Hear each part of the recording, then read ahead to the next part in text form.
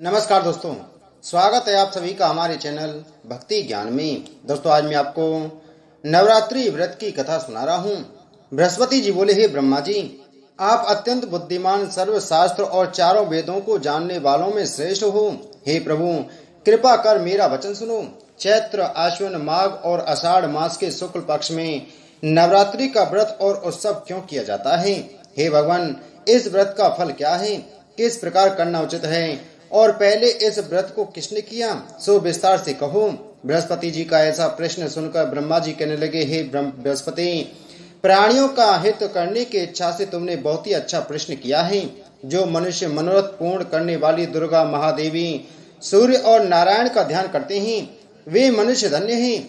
यह नवरात्र व्रत संपूर्ण कामनाओं को पूर्ण करने वाला है। इसके करने से पुत्र चाहने वाले को पुत्र, धन चाहने वाले को धन, विद्या चाहने वाले को विद्या एवं सुख चाहने वाले को सुख मिल सकता है। इस व्रत को करने से रोगी मनुष्य का रोग दूर हो जाता है और कारागार में पड़ा हुआ मनुष्य बंधन से छूट जाता है। मनुष्य की तमाम विपत्तियां दूर हो जाती हैं और उसके घर में संपूर्ण संपत्तियां आकर उपस्थित हो जाती हैं। बंध्या और काक बंध्या के इस व्रत के करने से पुत्र हो जाता है। समस्त पापों को दूर करने वाले इस व्रत के करने से ऐसा कौन सा मनोरथ है जो सिद्ध नहीं हो सकता? जो मनुष्य इस अलभ्य मनुष्य देह को पाकर भी नवरात्र का व्रत नहीं करता है, वह माता पिता से हीन हो जाता है, अर्थात उसके माता पिता मर जाते हैं और वह अनेक दुखों को भोगता है। उसके शरीर में कुष्ठ हो जाता है और अंगहीन हो जाता है। उसके संतानोत्पत्ति नहीं होती है। इस प्रकार यह मूर्ख अनेक कष्ट भोगता है। इस व्रत को न करने वाला निर्दयी मनुष्य धन और धान्य से रहित हो, भूख और प्यास के मारे पृथ्वी पर घूमता है और गूंगा हो जाता है। जो सुहागन स्त्री भूल से इस व्रत को नहीं करती है, वह पति से हीन होकर नाना प्रकार के दुखों को भोगती है। यदि व्रत करने वाला मनुष्य सारे दिन का उपवास ना कर सके तो एक समय भोजन करे और उस दिन बांधवों सहित नवरात्र व्रत की कथा का श्रवण करे। हे बृहस्पति, जिसने पहले इस महाव्रत को किया है, उसका पवित्र इतिहास मैं तुम्हें सुनाता हूँ, तुम सावधान होकर सुनो। इस प्रकार ब्रह्मा जी के वचन सुनकर बृहस्पति जी बोले, हे ब्राह्मण, मनुष्यों का कल्याण करने वाले इस व्रत के इतिहास को मेरे लिए कहो। मैं सावधान होकर सुन रहा हूँ। आपकी शरण आए हुए मुझ पर कृपा करो।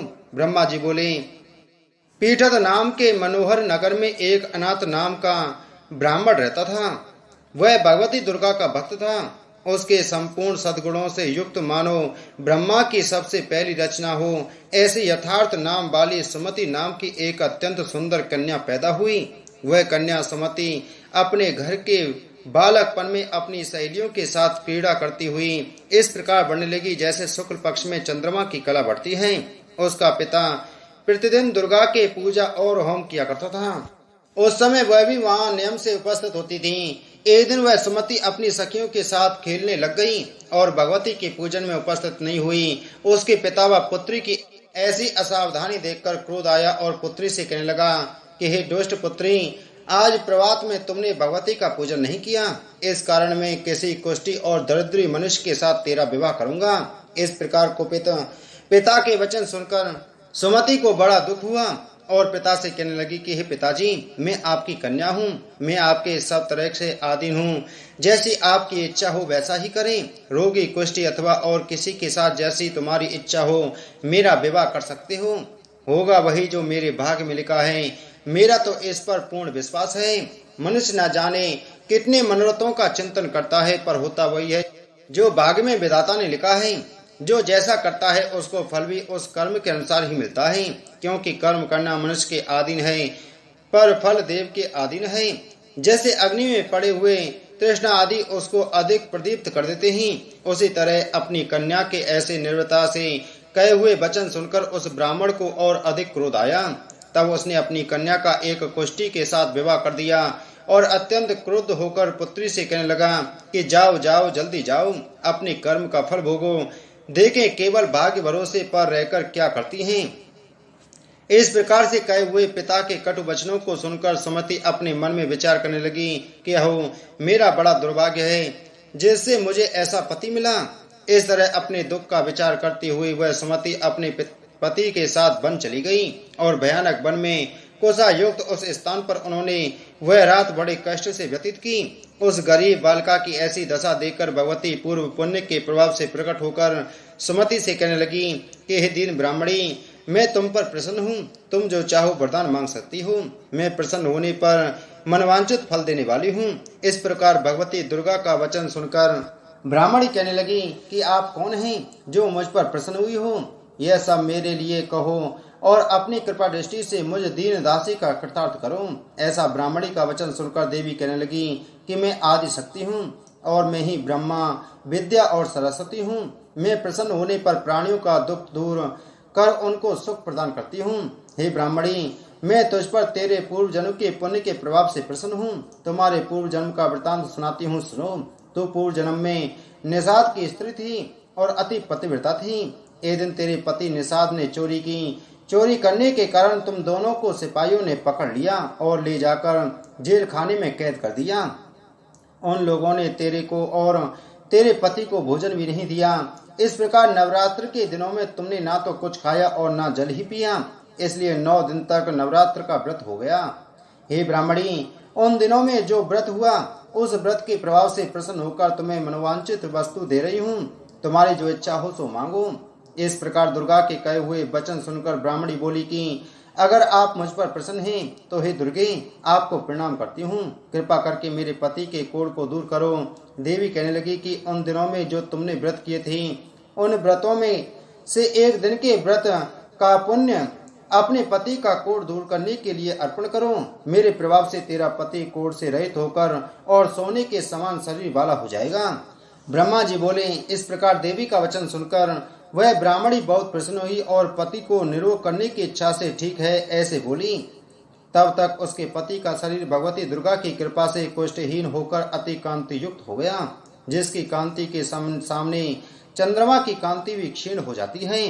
वह ब्राह्मणी पति की मनोहर देह को देखकर देवी की अति पराक्रमी समझकर स्तुति करने लगी कि हे दुर्गे, आप दुर्गत को दूर करने वाली, तीनों जगत का संताप हरने वाली, समस्त दुखों को दूर करने वाली, रोगी मनुष्य को निरोगी करने वाली, प्रसन्न होने पर मनवांचित वस्तु को देने वाली और दुष्ट मनुष्य का नाश करने वाली हो।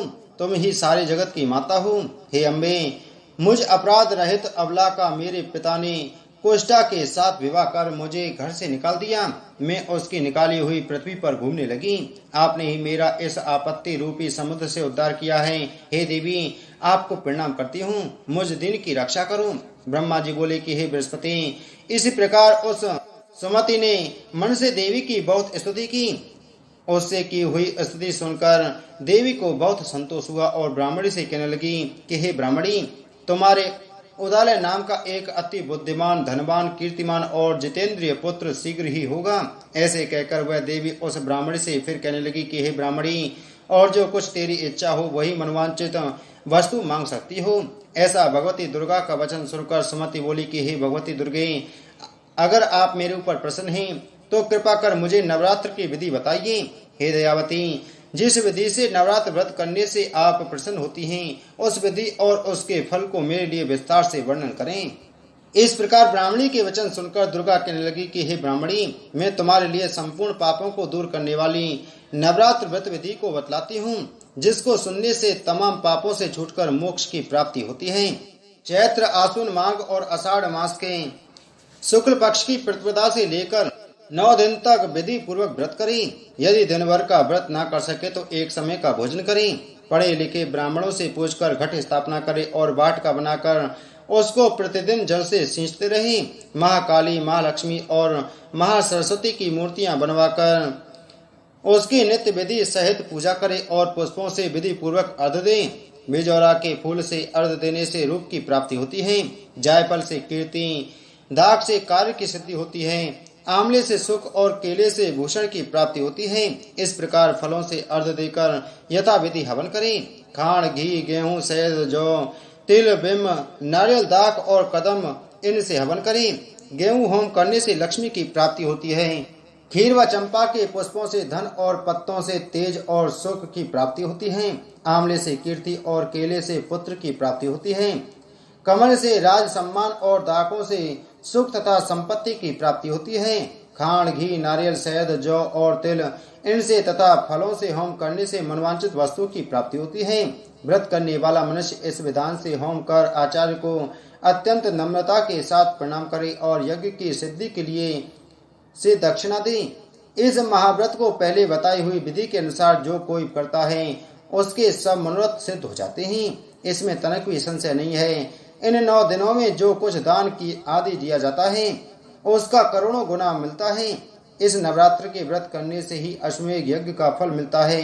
हे ब्राह्मणी, इस संपूर्ण कामनाओं को पूर्ण करने वाले उत्तम व्रत को तीर्थ, मंदिर अथवा घर में ही विधि के अनुसार करें।